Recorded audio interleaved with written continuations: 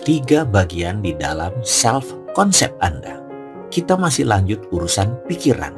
Self-konsep Anda memiliki tiga bagian, seperti halnya sepiring kue yang dibagi menjadi tiga potong. Setiap bagian akan menyambung dengan tepat pada bagian yang lainnya. Ketiga elemen tersebut secara bersama-sama membentuk kepribadian Anda.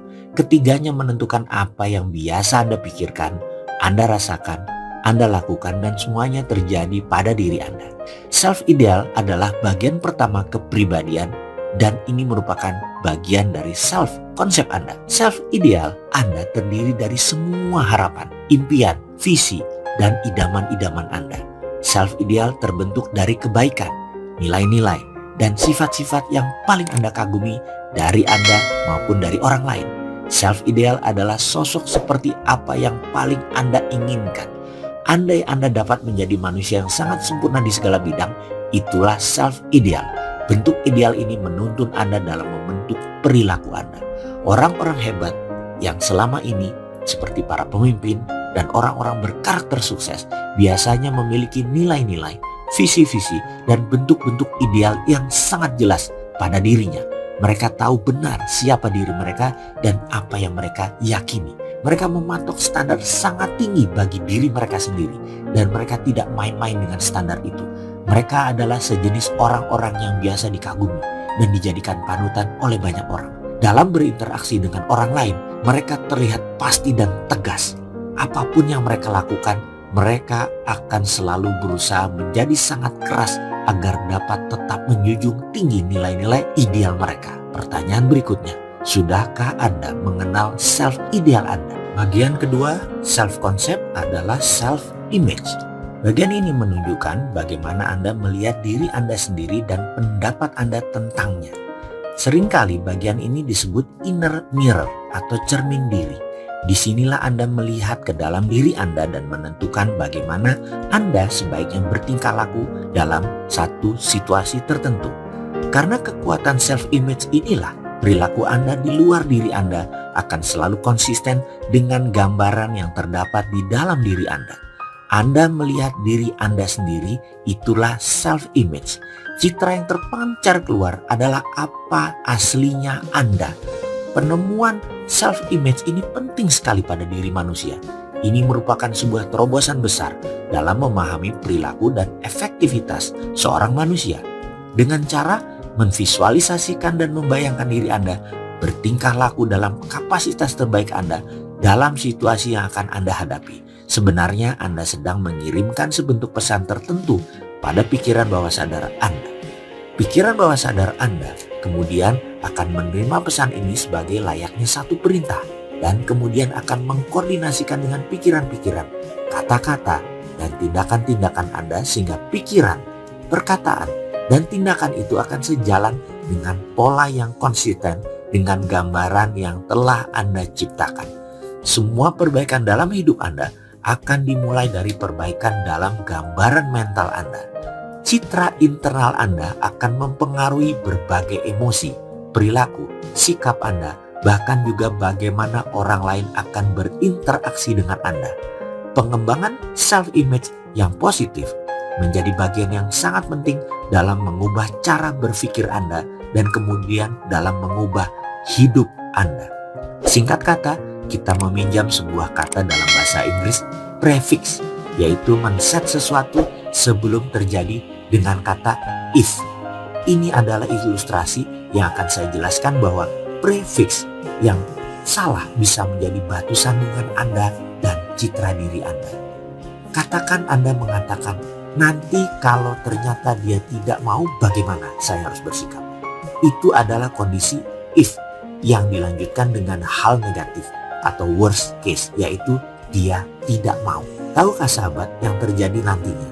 Yang fix adalah orang itu benar-benar tidak mau. Citra diri Anda langsung terbentuk dengan imaginary yang Anda tentukan sendiri. Kenapa tidak dibalik? Prefix positif, dia pasti mau. Selesai masalah. Citra diri Anda langsung pede, bersinar, dan fix nantinya pasti dia mau sama Anda. Dan sekedar mengingatkan, kalau di hati kecil ada yang berkata sesuatu ketika Anda bilang, dia pasti mau, lalu ada yang nyeletuk di pikiran kecil, Mana mungkin, saya kan orang biasa saja. Mana mau dia sama saya? Percaya saya, bubar citra diri PD Anda. Bagian ketiga self-concept adalah self-esteem. Bagian ini adalah komponen emosional dalam kepribadian Anda dan faktor yang paling penting dalam menentukan bagaimana Anda berpikir, bagaimana Anda merasa, bagaimana Anda bertingkah laku. Tingkat self-esteem Anda menentukan banyak hal yang akan terjadi dalam hidup Anda. Kalimat yang paling tepat untuk mendefinisikan self-esteem adalah seberapa besar Anda menyukai diri Anda sendiri. Semakin Anda menyukai diri Anda, semakin baik Anda akan bertindak dalam bidang apapun yang Anda tekuni. Dan berdasarkan hukum timbal balik atau vice versa, semakin baik performa Anda akan semakin menyukai diri Anda. Self-esteem adalah inti reaktor kepribadian Anda. Self-esteem adalah sumber energi yang menentukan tingkat percaya diri dan antusiasme Anda. Semakin Anda menyukai diri sendiri, Anda cenderung menentukan sasaran hidup yang lebih besar dan Anda cenderung lebih lama bertahan dalam memperjuangkan pencapaian sasaran tersebut. Orang-orang yang memiliki self-esteem yang tinggi boleh dibilang nyaris tak terbendung. Tingkat self-esteem Anda akan menentukan kualitas hubungan sosial Anda dengan orang lain.